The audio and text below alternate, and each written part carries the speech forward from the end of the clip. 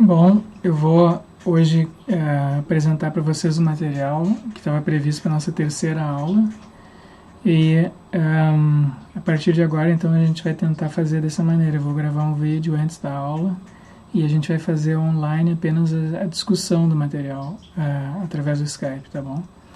Então a gente viu já na primeira aula o texto do Marcel Dascal, que apresentam tipos de confrontos e de ideias, oposições, e ele faz uma classificação de 3 tipos, né, de polêmicas e movimentos polêmicos.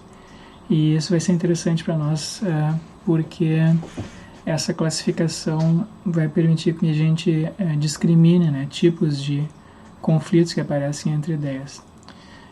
Lembrando que o objetivo da disciplina é fazer uma espécie de mapeamento, uma espécie de taxonomia, uma classificação do que é que se entende por perspectivas, do tipo de perspectivas, da profundidade, dos tipos de conflitos de perspectivas que existem. E na segunda aula a gente viu o texto do James Conan, que apresenta uma espécie assim de gênese, ou faz uma análise de tipo genética, investigando a origem do nosso conceito de perspectiva. E ele rastreia essa origem no uso da noção de perspectiva que foi feita a partir do Renascimento com a sua aplicação à pintura, em que se desenvolveram então regras para a representação pictorial de perspectivas, né, em quadros. E ele contrasta esse uso da noção de perspectiva, que é regrado, que tem critérios, então e que é intercambiável, que é comparável. Então, perspectivas visuais são comparáveis umas com as outras, são corrigíveis, né? A minha perspectiva aqui posso comparar com a perspectiva de uma outra pessoa. A gente pode ver um mesmo objeto de perspectivas visuais diferentes e comparar umas com as outras. As perspectivas visuais, em geral, são intercambiáveis. Ele contrasta isso com um uso mais assim, metafórico, né, do conceito de perspectiva. E esse conceito de metafórico do conceito de perspectiva, ele é intercambiável apenas na imaginação. Então a gente usa a noção de perspectiva para falar de perspectivas históricas diferentes, embora a gente não possa se colocar numa posição histórica diferente daquela em que a gente ocupa atualmente. A gente fala também de perspectivas assim, conceituais diferentes, né? A gente pode pensar, por exemplo, numa perspectiva conceitual de um monge zen budista ou de um árabe, ou de uma perspectiva assim conceitual ou teórica que os antigos tinham, né, com relação ao universo, diferente da nossa perspectiva conceitual teórica atual. E a gente pode tentar entender, né, como é que era a concepção, a visão de mundo dessas pessoas, ou como é a visão de mundo dessas pessoas, mas a gente sempre vê as coisas a partir da nossa própria perspectiva conceitual teórica. A gente pode aprender sobre as outras e comparar, mas essa comparação é só na imaginação. A gente não tem efetivamente como se colocar numa posição diferente, posição teórica diferente da nossa, embora a nossa possa mudar. Mas uma vez mudada, a gente novamente ocupa a nossa posição, que é essa que foi adquirida, né? Então esse é um outro tipo de perspectiva, né? Esse é um outro uso da noção de perspectiva. Por fim, ele menciona um tipo de perspectiva que ele chama de uma perspectiva metafísica, e essa ele argumenta o sentido, a significatividade dessa uso da noção de perspectiva metafisicamente. Ele é questionável, ele é duvidoso, porque não há regras de comparação.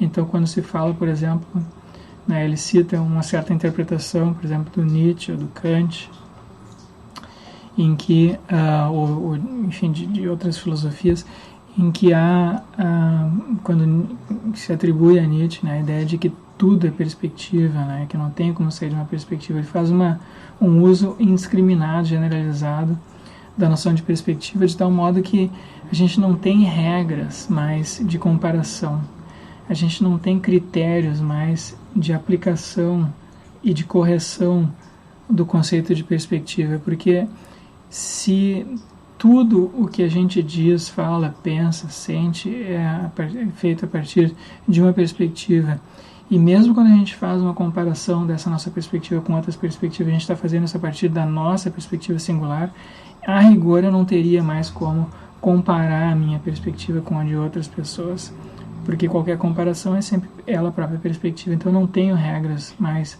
de comparação. E esse uso, então, da noção de perspectiva, ele perde a sua significatividade à medida que eu não tenho mais como corrigi-lo. Então é um uso de tipo metafísico. Então ele critica, né, esses usos metafísicos da noção de perspectiva. A gente começa com usos assim prosaicos e bastante regrados da noção de perspectiva, que é a noção de perspectiva visual. A gente usa isso metaforicamente. A gente tem ainda regras de correção, embora essas regras de correção sejam parciais ou imperfeitas ou apenas imaginadas, né? Não são regras assim fixas, elas podem variar e podem ter aplicações assim em casos de aplicação duvidosa, mas ainda assim há critérios, né, de correção. E por fim a gente tem esses usos filosóficos, metafísicos da noção de perspectiva que o James Cone argumenta são sem sentido. Então esse é um tipo de análise que eu tentei dizer, essa é uma análise de tipo vertical, né, da noção de perspectiva, são graus de uso da noção de perspectiva. Então eu queria começar hoje a falar de perspectivas de uma análise, tentar analisar a noção de perspectiva na nossa cultura e em termos mais horizontais, então ver conflitos de perspectivas em áreas diferentes. Mas a gente vai começar por um livro de psiquiatria, ou neurociência, ou enfim, ciência cognitiva talvez, que é o livro do Ian McGilchrist, O Mestre e Seu Emissário.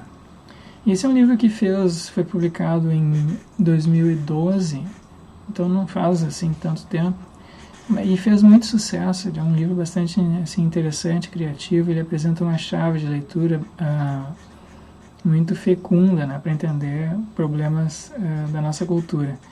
E ele analisa, ele apresenta o que a gente poderia chamar de perspectivas diferentes, visões de mundo diferentes, que são geradas pelos dois hemisférios cerebrais, pelo hemisfério esquerdo e hemisfério direito do nosso cérebro. E a tese do McGilchrist é a seguinte, ele enuncia isso na introdução do livro, ele diz: minha tese é que para nós, seres humanos, há duas realidades fundamentalmente opostas, dois modos diferentes de experiência, e que cada uma é de importância crucial na produção do mundo humanamente reconhecível. E sua diferença está enraizada na estrutura biemisférica do nosso cérebro. Segue-se que os hemisférios precisam cooperar, mas creio que estão, de fato, no momento, envolvidos em um tipo de luta por poder, e isso explica muitos aspectos da cultura contemporânea. Então, o livro é dividido em duas partes. Na primeira parte, ele apresenta fatos, ou experimentos que indicam, né, que os dois hemisférios do nosso cérebro funcionam de maneiras diferentes, processam informação de maneira diferente, tem tipos de atenção diferentes, e que eles competem, né, se cooperam, mas também competem para a produção da nossa consciência, do nosso comportamento, enfim. E na segunda parte do livro ele usa isso para diagnosticar o estado atual da nossa cultura, porque ele acha que há um desequilíbrio, né, entre os dois hemisférios atualmente na nossa cultura. Houve um predomínio do hemisfério esquerdo, do tipo de atenção, do tipo de consciência, do tipo de comportamento que é produzido pelo hemisfério esquerdo, e isso vem predominando a nossa cultura e produzindo o tipo de comportamento, de cultura, de maneira de viver que a gente tem contemporaneamente. Então hoje eu vou falar da primeira parte do livro, e na semana que vem eu vou falar a gente vai discutir, né? Eu vou apresentar aqui, depois a gente discute a segunda parte do livro. Então é um livro bastante comprido, tem muitos detalhes, né? E ele é um livro bastante filosófico também, embora ele tenha sido escrito por um cientista, né? Uma pessoa que é um psiquiatra, e os argumentos dele estão embasados em achados empíricos. Ele é um livro que faz muita, assim, no meio da análise dos dados, ele discute diversos filósofos e faz muitas, assim, especulações de tipo filosófico. Então isso é um exemplar, eu acho, de um tipo de filosofia que a gente pode chamar de filosofia naturalista.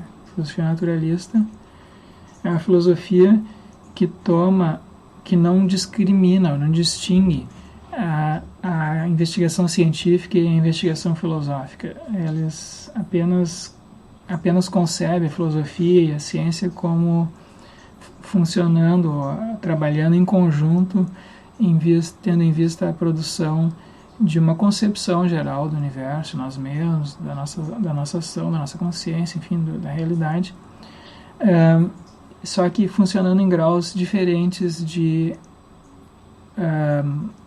sistematicidade e de abstração, de generalidade e de abstração. A ciência funciona num nível mais particular, menos geral. As diversas ciências, né, produzem achados, teorias, hipóteses sobre aspectos particulares da realidade de nós mesmos, e a filosofia funciona num nível mais geral, mais abstrato, mais conceitual, tentando sistematizar tudo, esclarecer a linguagem, mas tanto a filosofia quanto a ciência buscam a produção, né, de uma concepção geral a respeito de nós mesmos. Então esse é um tipo, né, de filosofia. Eu tinha indicado, já está na página da disciplina, um texto do Quine sobre naturalismo.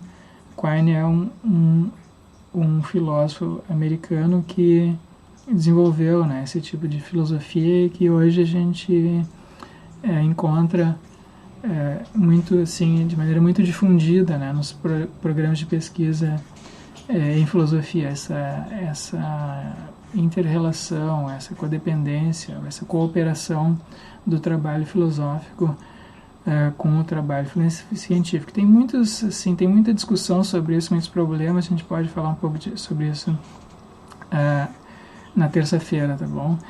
Mas enfim, eu só estou falando isso aqui porque esse é um livro que eu acho que pode ser tanto considerado um livro de sistematização científica quanto um livro filosófico. Tá? Do ponto de vista naturalista, não tem muita diferença entre uma coisa e outra. É um trabalho científico-filosófico, se quiserem. Tá? Mas, então, a tese do McGilchrist é que, bom, o que ele apresenta, assim, o que tem de novidade, né, é que essa discussão sobre os hemisférios cerebrais veio à luz na década de 70, 80, com uma série de experimentos que geraram também experimentos sobre os cérebros cindidos. Então tem pessoas que têm problemas de epilepsia, né? Tem ataques epiléticos 3, 4, 5 vezes por dia, ataques assim graves, e isso impede elas de viverem uma vida normal, ou impedia. E não havia medicação que amenizasse isso de maneira suficiente, então uma técnica médica que foi usada, né, era o de cortar o corpo caloso que une os dois hemisférios. E isso então amenizava bastante esses ataques epiléticos. Essas pessoas, elas conseguiam então viver uma vida normal. Só que o resultado era que essas pessoas, então, os dois hemisférios cerebrais, como o corpo caloso é o que liga os dois hemisférios, essas pessoas então passavam a ter como que duas mentes, certo? Ou pelo menos isso é o que se especulou, assim, filosoficamente, pelo menos no início. E há vários, vocês podem ver na internet, tem várias demonstrações, né, do tipo de comportamento que essas pessoas passavam a ter, coisas estranhas, né, no comportamento dessas pessoas, sobretudo logo após a cirurgia, antes delas se adaptarem, né, a essa nova maneira de funcionar do cérebro. esses experimentos foram feitos por um neurocientista chamado Gazzaniga. Então tem várias demonstrações ali, né, com experimentos com pessoas. E são pessoas que têm cérebros cindidos. E então o hemisfério esquerdo do cérebro comanda o lado direito do corpo. Então o olho direito, a mão direita, a perna direita e assim por diante.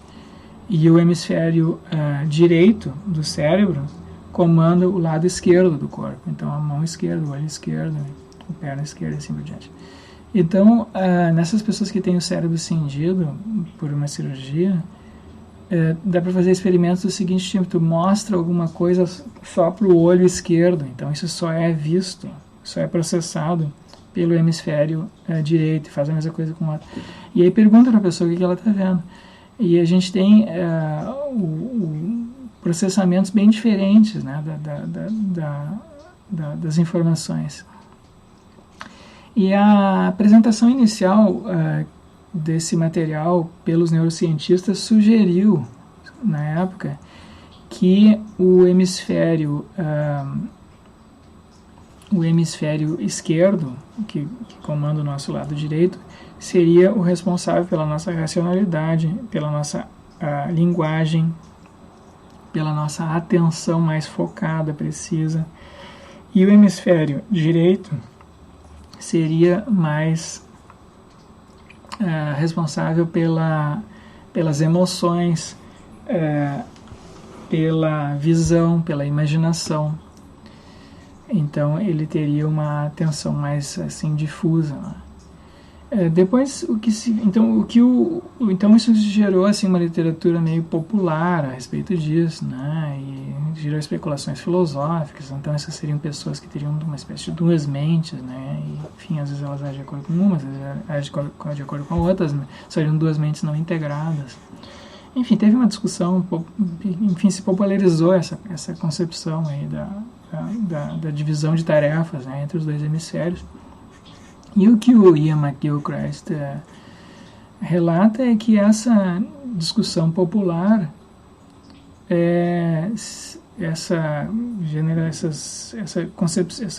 essa concepção que se difundiu na década de 70 e 80 está equivocada, né? Porque os dois hemisférios, na verdade, são responsáveis pelo processamento da linguagem, pela racionalidade, pelas emoções. Os dois hemisférios estão envolvidos. Então, ele relata uma série de experimentos mais recentes que foram feitos e que mostram que não se trata de uma divisão de tarefas desse tipo, como foi suposta na década de 70 e 80, mas uma diferença entre tipos de processamento de informação, tipos de atenção, né? E então ele diz o seguinte: ambos hemisférios claramente desempenham papéis cruciais na experiência de cada indivíduo humano, e acredito que ambos contribuíram de modos diferentes para a nossa cultura. Um precisa do outro. No entanto, a relação entre os hemisférios não parece ser simétrica, uma vez que o hemisfério esquerdo depende, em última análise, pode-se dizer que é parasitário do direito, embora pareça não ter nenhuma ciência desse fato. Na verdade, ele tem uma alarmante autoconfiança. Então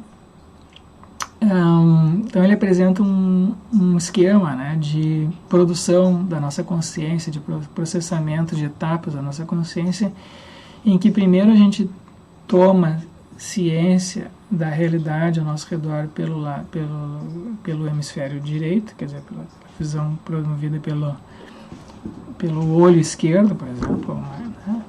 E depois isso é processado de maneira mais fina e mais focada pelo hemisfério esquerdo, e depois volta para o hemisfério direito. Então, o hemisfério esquerdo seria dependente, na verdade, do hemisfério direito. O título do livro, O Mestre e seu Emissário, vem de uma passagem do Nietzsche, que ele cita, né, parafraseia, que diz o seguinte: era uma vez um mestre espiritual sábio que comandava uma região pequena, mas próspera, e que era conhecido por sua devoção altruísta ao seu povo. Esse é o mestre. À medida em que seu povo florescia e crescia em número, os limites do seu pequeno domínio espalhavam-se. E com isso a necessidade de confiar implicitamente nos emissários que enviava para garantir a segurança de suas partes, cada vez mais distantes. Não apenas era impossível para ele pessoalmente ordenar tudo o que era preciso, como sabiamente percebeu, precisava também manter distância e permanecer ignorante desses assuntos. Assim, nutriu e treinou cuidadosamente seus emissários, para que pudessem ser confiados. Um dia, no entanto, o mais esperto e ambicioso deles, aquele em que mais confiava, começou a ver-se como o mestre e usou sua posição para aumentar e avançar sua própria riqueza e influência. O emissário passou a se ver como mestre. Viu a temperança e a paciência de seu mestre como uma fraqueza, não sabedoria. E em suas missões a serviço do mestre, adotou o manto dele como se fosse seu próprio. O emissário tornou-se desdenhoso de seu mestre. Assim, aconteceu de o mestre ser usurpado, as pessoas enganadas, e o domínio virou uma tirania até que, por fim, colapsou em ruínas. Ele acha que, então, o McGilchrist usa essa parábola aí como uma espécie de metáfora, né, da nossa situação atual. O hemisfério esquerdo, que comanda o nosso lado direito, é uma espécie de emissário. Ele faz tarefas específicas, mais específicas, ele tem uma atenção mais focada, mais abstrata, mais categorial, mais conceitual. E então ele se desenvolveu para desempenhar funções mais específicas. Então é uma espécie de emissário, né, do hemisfério direito. Só que esse emissário do hemisfério direito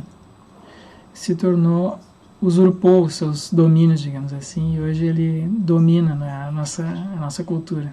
Então a gente tem uma cultura que se tornou técnica, racionalística, mecanicista, burocrática, abstrata, né, desvinculada da natureza, desvinculada do funcionamento dos nossos corpos, das relações pessoais, daquilo que é único, singular, que é desconhecido na natureza, no mundo, né, e que então a gente tem um desligamento progressivo assim das artes, da música, da religiosidade, das relações pessoais, e uma vida mais técnica, mais abstrata, mais regrada, mais voltada para a utilidade, tá?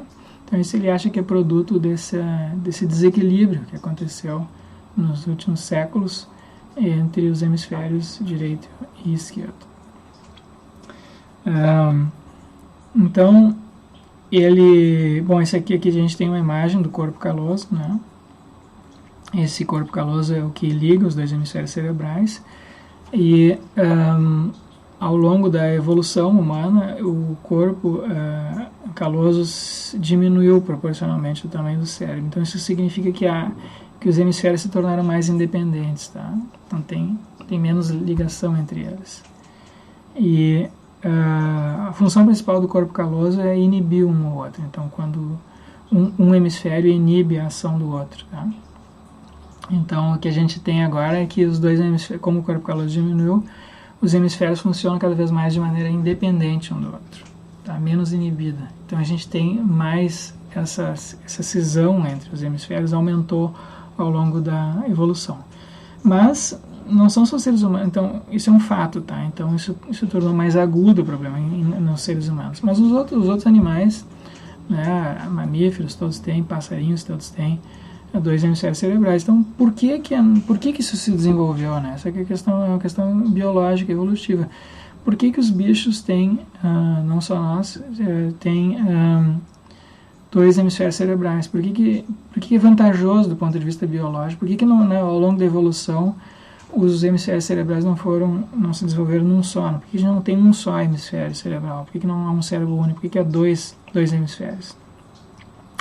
E o McGilchrist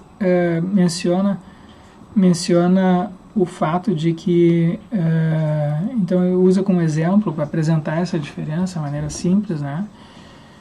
Uma coisa que foi descoberta a respeito do comportamento de aves. Então, se a gente tem um passarinho um passarinho, a gente observa um passarinho quando ele pousa no chão para se alimentar, pegar uma minhoca, pegar uma sementinha, alguma coisa, uma formiga, um inseto para comer, ele tem que então discriminar, né? Ele tem que usar uma atenção muito focada naquele lugar ali onde está a minhoquinha, o inseto.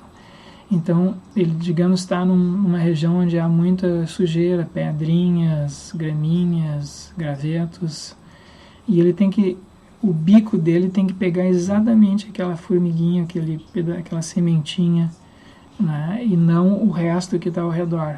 Então, a atenção dele tem que estar muito focada. Quando os passarinhos fazem isso, em geral, eles usam o olho esquerdo, eles viram a cabeça assim e olham com o olho, aliás, o olho direito, portanto, o hemisfério esquerdo, para determinar, né, onde é que está aquela pedrinha, o que tem que ser feito. Por outro lado, o outro olho, o olho esquerdo do passarinho, enquanto ele está fazendo isso, o olho esquerdo é usado para fiscalizar, olhar o que está acontecendo ao redor, no ambiente, se há predadores, se há outros passarinhos, se há parceiros sexuais.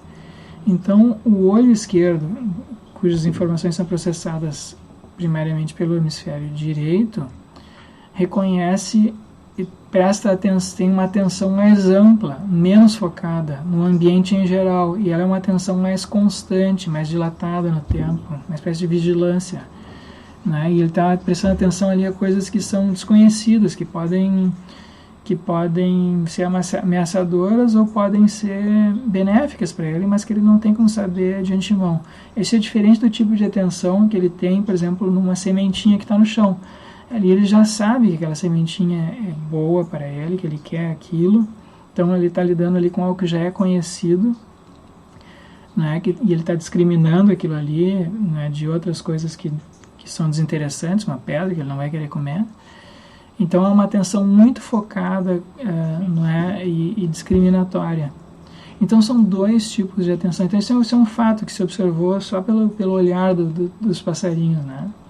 E a gente também tem esse mesmo tipo de comportamento. Então o nosso cérebro direito e esquerdo processam, também tem, os hemisférios direito e esquerdo também tem tipos de atenção diferentes, né? O hemisfério esquerdo, que comanda o lado direito, tem uma atenção mais focada, mais nítida, presta atenção mais a detalhes, presta atenção mais ao que já é conhecido. E o hemisfério direito, que comanda o nosso lado esquerdo, e comanda o nosso lado esquerdo em geral, né, na maioria das pessoas, tá? Claro que tem pessoas que são diferentes, mas isso assim, fazendo a gente fazer uma média estatística, a maioria da população, por exemplo, usa a mão direita, é destra, né, escreve com a mão direita, mas tem as pessoas que são canhotas, então tem diferenças individuais, tá? Mas, então, quando a gente usa, por que em geral a gente usa a mão direita? A gente usa para fazer coisas finas, para pegar coisas, né, que nem o passarinho ali com o bico, usa o olho direito. A gente usa a mão direita para pegar coisas, em geral, as pessoas são destras, para escrever, para fazer coisas, movimentos finos. E se observou também que pessoas que têm o cérebro cingido, né, elas quando tu limita a ação anestesia um dos hemisférios, nessas pessoas que têm o cérebro cingido, então elas perdem o controle subconsciente sobre o outro lado do corpo. Então a mão direita dessa pessoa pega coisas assim aleatoriamente, e a mão esquerda meio que tateia, mais assim, de maneira mais vaga, mais tipo como se estivesse reconhecendo o terreno, né?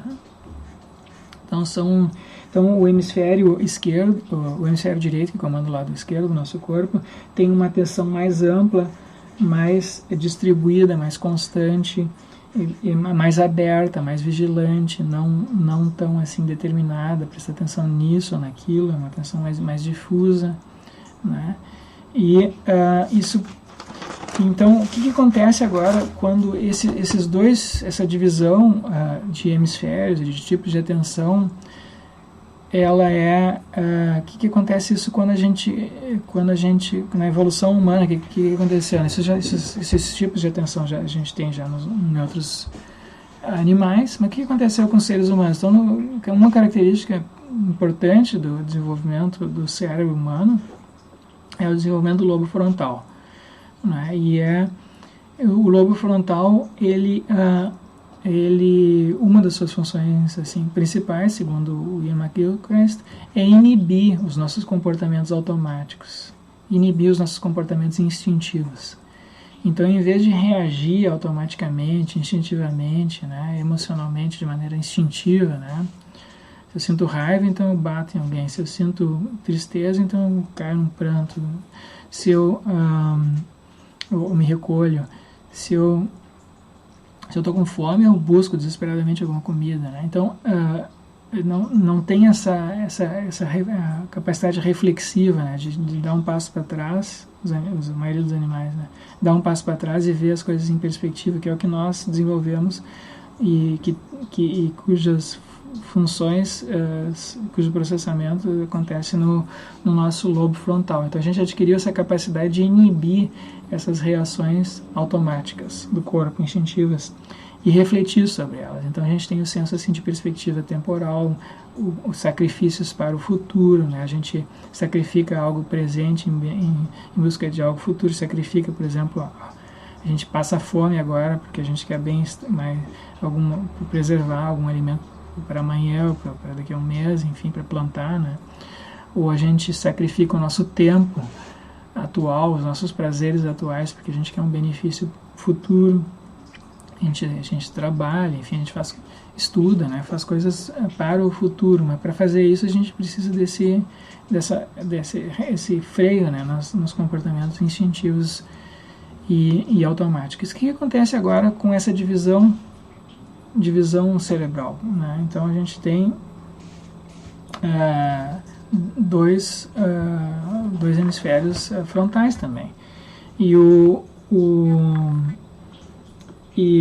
então nos seres humanos essa divisão entre os hemisférios, entre tipos de atenção, produz dois tipos de consciência, dois tipos de comportamento, dois tipos de experiências, né? Melhor dizendo. A gente tem um tipo de experiência, um tipo de consciência que é mais voltada para manipulação e para o controle, né? Então a gente e um outro tipo de consciência que é mais voltada para a relação, para o contexto, para a criatividade, para as artes, para a música, para novas possibilidades, para a resolução de problemas. Então, o hemisfério esquerdo nosso, ele é adaptado, enfim, ele se desenvolveu, ele adaptou essas funções assim mais focadas do hemisfério esquerdo de nossos antepassados para o desenvolvimento de ações específicas, né, de categorização, de discriminação linguística, de controle da natureza, né, de previsão, né, de enganar as outras pessoas. Eu infiro, né, vejo o que as outras pessoas estão fazendo, atribuo a elas uma mente, é chamada teoria da mente, e aí aprendo a manipular elas, a controlar elas. E o lado direito, não. O lado direito a gente tem também uma teoria da mente, mas pela teoria da mente a gente pode também, assim como a gente pode ler o pensamento, ou compreender, ou tentar entender o comportamento, o que está passando na mente de uma outra pessoa, tendo em vista a manipulá-la, a gente pode também usar essas informações para empatizar com ela, para ajudar, para cooperar com elas, para se relacionar com elas, né? De maneira emocional, afetiva, e isso é feito pelo lado direito. Então, a gente tem de um lado a formação o hemisfério esquerdo, que comanda o nosso lado direito. Ele produz experiências assim mais claras, mais precisas, mais divididas, mais categóricas, mas é um mundo, a gente experiencia o mundo de maneira mais fragmentada, de maneira mais sistemática, né? E, por outro lado, o tipo de experiência produzida pelo hemisfério direito, que comanda o nosso lado esquerdo, é uma experiência mais de singularidades inclassificáveis, de coisas que são conhecidas apenas parcialmente, coisas que nós podemos conhecer de maneira mais global, né? Sem que a gente com as quais nós podemos nos relacionar não como instâncias de categorias, de conceitos, mas como coisas únicas, né? E o Iemakare se associa muito isso com a música. Ele diz, olha, a música, quando a gente tem uma música, quando a gente escuta uma música, ouve uma obra de arte, elas têm características que são únicas. Uma música tem características únicas que são diferentes de todas as outras músicas, né? Então há sempre esse relacionamento. Quando a gente escuta e aprecia uma música, a gente está reconhecendo e se relacionando com algo que é único e que é como uma pessoa, né? Que tem a personalidade, que tem certas emoções ali que são transmitidas, né? Tem um certo movimento no tempo, uma certa dinâmica, um certo processo. A gente não tem como analisar a música em termos de notas e silêncios, né? Porque se a gente faz isso, a gente perde justamente a musicalidade. Então, a musicalidade, o valor daquela obra de arte está na sua totalidade, que é apreendido como um todo. Isso é diferente do tipo de processamento de experiência que é feito pelo hemisfério esquerdo. O hemisfério esquerdo analisa, discrimina, então tenta reconstruir o todo a partir das partes, né? Tende a ter uma concepção mecanicista, estática da natureza. Os objetos são vistos como instâncias de conceito, de categorias. Então a gente tem o pensamento assim burocrático, o pensamento mecanicista, uma boa parte do pensamento científico, né? de análise, de controle, né? Um pensamento assim mais reducionista, e que tem a sua utilidade. Ele é um hemisfério, ele é um emissário, né? Que segundo ele diz. Então servem a funções bem diferentes, mas segundo então outra coisa que ele chama atenção, né, é que houve nos últimos anos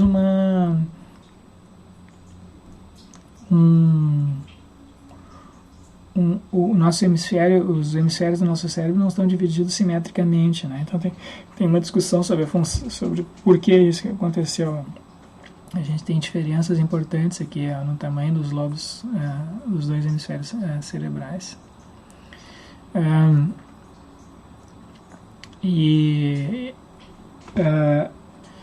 Então vamos ver um exemplo aqui desse tipo de atenção. Eu acho que... Então, se a gente pega, por exemplo, assim, esse mapa do metrô aqui de São Paulo. Qualquer metrô. Vocês vejam que os mapas dos metrôs no mundo inteiro são muito parecidos, né? Eles são feitos assim, são super esquemáticos, e as linhas de metrô são discriminadas por cores, e os trajetos parecem todos ou na vertical, na horizontal, ou em ângulos de 45 graus. Então é super esquemático, porque na verdade as linhas de metrô elas não são em linha retas, né? Elas seguem o contorno da geografia das cidades. E as distâncias entre as estações não são iguais, aqui que nem aparece, aqui a gente pega uma linha dessas coisas quaisquer, parece que a distância entre uma estação e outra ali é sempre a mesma, mas não é, né? Então isso aqui é um modelo simplificado da realidade. É um mapa, é um modelo simplificado da realidade. E ele é útil para determinados propósitos. Certo? Isso é tipicamente um produto do modo de raciocinar, de pensar, ou de tipo de experiência que é produzida pelo hemisfério esquerdo. Tá? A gente pega uma realidade que é complexa, divide ela em partes, analisa, simplifica e cria um modelo que é útil para determinados propósitos. Tá? Então agora vocês comparem isso, por exemplo, com uma música, por exemplo, essa música aqui do Mozart.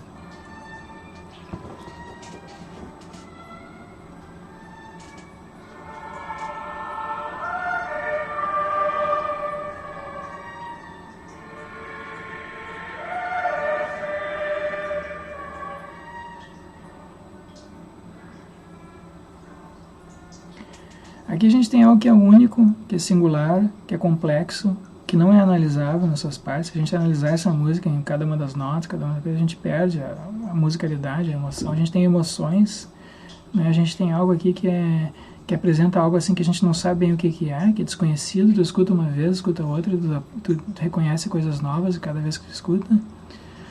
Tu não tem como colocar isso aqui, analisar isso aqui numa teoria, né? É algo realmente único. Então isso aqui é tipicamente um produto da experiência, né? Que a gente tem no lado, pelo hemisfério direito, que comanda o lado, em geral, na maioria das pessoas, o lado esquerdo do corpo. Então são dois tipos, né, de experiências muito diferentes. Bom, o que o McGilchrist diz? Bom, os hemisférios desempenham funções diferentes e produzem imagens de mundo, ou concepções de mundo que são diferentes e conflitantes, que podem cooperar, podem servir a propósitos diferentes, mas que são incompatíveis um com o outro. Tá? Então a gente tem no nosso próprio corpo, no nosso próprio modo de funcionamento do nosso cérebro, perspectivas diferentes, certo? A gente tem uma perspectiva que é a perspectiva do hemisfério esquerdo, que produz conceitos, que apreende coisas, particularidades, que tende a conceber o mundo como sendo feito de coisas particulares, estáticas, fixas. E a gente tem o hemisfério direito, que é o lado esquerdo, e que presta mais atenção a processos, que está mais atento ao desconhecido, que é mais flexível, que apreende as coisas, que quer dizer, talvez nem apreenda, mas compreende as coisas por meio de metáforas, que está mais atento a ambiguidades, que é aberto a paradoxos, que está aberto ao que é desconhecido. Então são duas maneiras de processamento, dois mundos, né, que são completamente diferentes. O McGilchrist tem uma ilustração, eu tentei reproduzi-la aqui na página da disciplina, não ficou muito boa. Por exemplo, se a gente olha aqui para essa imagem, né, a gente tem, se a gente prestar atenção globalmente, a gente tem um H e o número 7. O 7 ficou meio distorcido ali, mas um H e o número 7. E se a gente prestar atenção assim mais focadamente, a gente vai ver as letras Es e os números 8. Então esse é um experimento que a gente pode fazer, né? Quando a nossa atenção está mais focada, a gente tende a ver o E e o 8, e quando a gente tem uma atenção mais global, prestando atenção mais global, usando o hemisfério direito, a gente vê o H e o 7. Tá? Então o hemisfério direito tende a ver totalidades, o hemisfério esquerdo tende a ver partes, o hemisfério direito tende a ver o contexto concreto, particular, em que a gente está, né? E, por exemplo, na natureza, está caminhando no meio de um bosque, por exemplo, no meio do mato, a gente tende a prestar atenção ao contexto, coisas que são desconhecidas, né? A gente tem uma atenção mais global, e o hemisfério esquerdo tende a ser mais abstrato, tende a se guiar, por exemplo, num mapa. O hemisfério direito é mais intuitivo, o hemisfério esquerdo é mais analítico. O hemisfério direito presta atenção a indivíduos, o hemisfério esquerdo presta atenção mais a categorias. E assim por diante, tá? Então isso vai produzindo concepções diferentes, né, do mundo, visões de mundo diferentes. Bom, o capítulo 3, então isso tudo que eu falei até agora ele apresenta nos primeiros 2 capítulos. No capítulo 3 ele trata especificamente da linguagem, ele tem muitas citações de filósofos, né? E a gente tem usos assim mais metafóricos, mais ambíguos da linguagem, por exemplo, na poesia, e a gente tem usos mais analíticos, né, específicos na linguagem descritiva, por exemplo. E ele argumenta que a nossa compreensão, em última análise, tem que ser mais metafórica, né? Que a nossa compreensão analítica, particular, denotativa, referencial da linguagem, esses usos, eles tendem a estar ligados ao nosso conhecimento direto de realidades, que esse conhecimento direto de realidade é aquele que é fornecido pelo hemisfério direito, tá? E não é um conhecimento assim abstrato, por meio de conceitos, de categoria. Então tem uma série de discussões aqui que são bem interessantes sobre isso. E no capítulo nos no capítulo 4 ele fala desses dois mundos, né, que são produzidos pelos dois tipos de hemisférios, dois tipos de experiências do mundo, dois tipos de mundo, já falei um pouco sobre isso também. E nos dois últimos capítulos dessa primeira parte ele apresenta o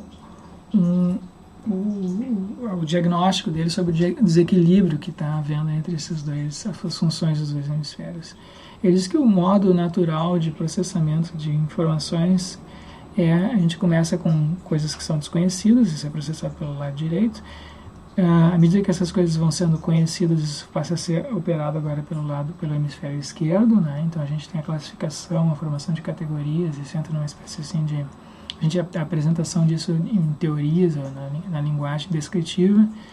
E depois a gente tem o uso disso, mas o uso dessas informações processadas, abstratas, classificadas, o uso disso no mundo tem de ser feito contextualmente. Então esse uso de informações abstratas, particulares, né, de teorias, num contexto particular, tem de ser feito novamente pelo hemisfério direito. Então a gente tem o processamento, tem um primado, digamos assim, do hemisfério direito na sequência de processamento de informações. Começa com o hemisfério direito, a apreensão de coisas desconhecidas, o processamento disso pelo hemisfério esquerdo, formação de teorias, classificações, etc. E depois o uso disso num contexto particular que, de novo, a gente requer o uso do hemisfério direito. Então, tem esse primado do hemisfério direito nesse sentido, tá? No que diz respeito ao processamento de informações, no que diz respeito ao que existe, né? Enfim, aquilo que a gente concebe como existente, a maneira da gente se relacionar, de usar essas informações. Mas ele termina a primeira parte dizendo que houve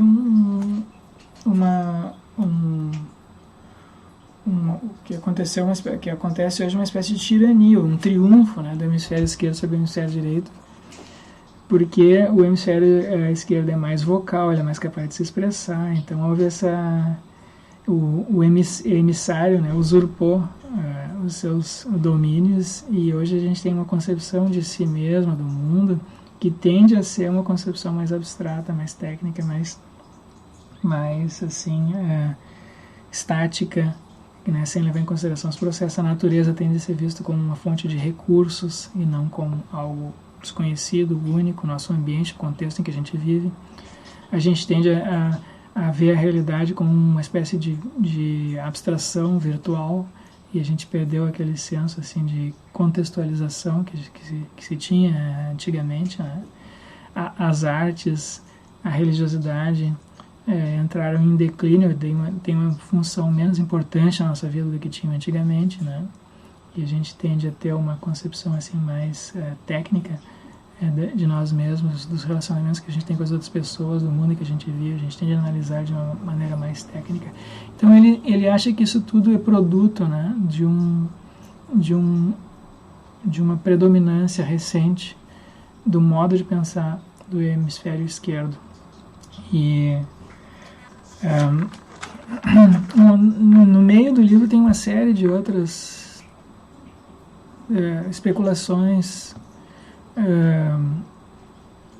sobre esses processamentos. Muitas das hipóteses que ele apresenta ali são de fato assim, apenas hipóteses, né? Então, mas há muita coisa ali que filosoficamente é interessante. Por exemplo, uma hipótese que ele defende no livro, mas, embora ele conceda que se trata apenas de uma hipótese, que ele não tem como provar, é a de que a origem da nossa linguagem está na música, né? Que primeiro a gente desenvolveu a capacidade musical e depois a gente desenvolveu a capacidade para falar descritivamente. Então, na origem da nossa linguagem, os primeiros humanos teriam aprendido primeiro a cantar e só depois a dizer coisas, a descrever coisas. Então, e ele apresenta alguns indícios disso, né? Que para falar a gente precisa de cordas vocais, a gente já tinha cordas vocais antes provavelmente antes da capacidade linguística, que a gente tem um modo que a música apresenta totalidades assim, não discriminadas, né? E que hoje a gente tem o contrário, a gente tem um predomínio da fala descritiva sobre as nossas capacidades musicais e poéticas. Enfim, são hipóteses interessantes assim, para a gente discutir depois.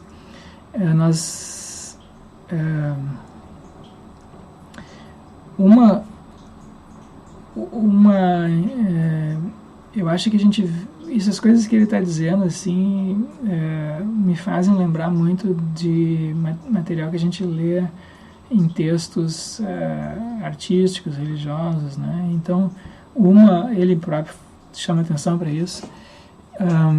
Uma passagem que eu gostaria de apresentar, só para terminar, é essa passagem aqui do Tao Te Ching, capítulo 21. O Lao Tzu escreveu: a mestre mantém sua mente sempre em com o Tao. O Tao é uma palavra sem tradução. Às vezes se diz que é o caminho, a totalidade, é Deus, mas ele diz que não, que é mais antigo que Deus, que não é nem Deus, que Deus já é uma maneira de classificar as coisas, e que o Tao é inclassificável, que o Tao é inomeável. A mestre mantém sua mente em com o Tao. Isso é o que lhe dá radiância. O Tao é inapreensível. O Tao é inapreensível. Exatamente o que ele está falando lá. O hemisfério direito não apreende coisas. Ele se relaciona com coisas que são... Quem apreende, que nem aprender com a mão, né? Quem apreende é o hemisfério esquerdo. O Tao é inapreensível. Como pode sua mente estar em com ele? Porque ela não fica presa a ideias. O Tao é escuro e incompreensível. Como pode torná-la radiante? Porque ela o deixa. Desde antes de o tempo e o espaço serem, o Tao é. Está além do ser e do não ser. Então, paradoxal. Certo? Como são as coisas, como é o mundo do hemisfério, a experiência do hemisfério direito. É paradoxal, ela é incompreensível. Ela é uma totalidade que se apresenta como única e ela é inapreensível. Ela é complexa, a gente compreende, ela entende apenas parcialmente, no entanto a gente está imerso nela. Ele diz: como sei que isso é verdadeiro? Olho dentro de mim e vejo. Isso é do Tao Te Ching. O Tao Te Ching está cheio de passagens como essas aqui, e que ressoam bastante com essas coisas que o Ian McGilchrist está dizendo.